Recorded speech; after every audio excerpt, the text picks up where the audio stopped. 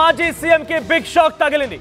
జగన్మోహన్ రెడ్డి పర్యటన కాస్త రసాభాసగా మారింది, ఉద్రిక్తత పరిస్థితులకు దారితీసింది. నిన్న ఏకంగా ఒక చోట ఒక పెద్ద ఆయనకి గుండెపోటు వచ్చి మరణిస్తే మరో చోట ఒక కార్ ఢీకొనడంతో మరో వృద్ధుడు మరణించాడు. ఏకంగా రప్పా రప్పా నరుకుతామన్నటువంటి ఆ స్లోగన్స్ కి, ఆ ప్లకార్డ్స్ కి గాను పెద్ద కేసులు నమోదయ్యాయి. ఇవన్నీ ఒకే ఎత్తు అయితే ఇక మాజీ మంత్రి అంబటి రాంబాబు పైన కూడా కేసు నమోదైంది. సత్తెనపల్లిలో అంబటి రాంబాబు పైన కేసు నమోదు చేశారు పోలీసులు. జగన్ పర్యటనలో భాగంగా పోలీసులతో అంబటి వాగ్వాదాన్ని దిగారు.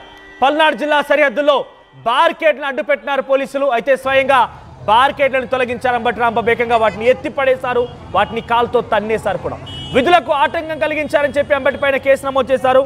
188, 332, 353, 427 సెక్షన్ల కింద ప్రస్తుతం అంబటి రాంబాబు పైన కేసు నమోదైంది.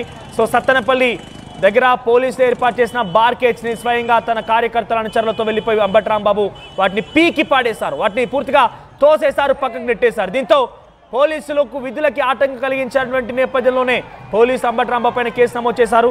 ఒక్కసారిగా అంబటి రాంబాబు అక్కడ రెచ్చిపోయిన విధానాన్ని చూస్తూ ఉంటే అంబటి ఒక్కసారిగా తన అభిమాన నేత జగన్మోహన్ రెడ్డి అక్కడికి రావడంతో అభిమానం కట్టలు తెగి ఆయన ప్రవర్తించినట్టుగానే కనిపించింది. ఒకసారి ఆయన నిన్న ఏం చేశారో ఆ విజువల్స్ చూద్దాం.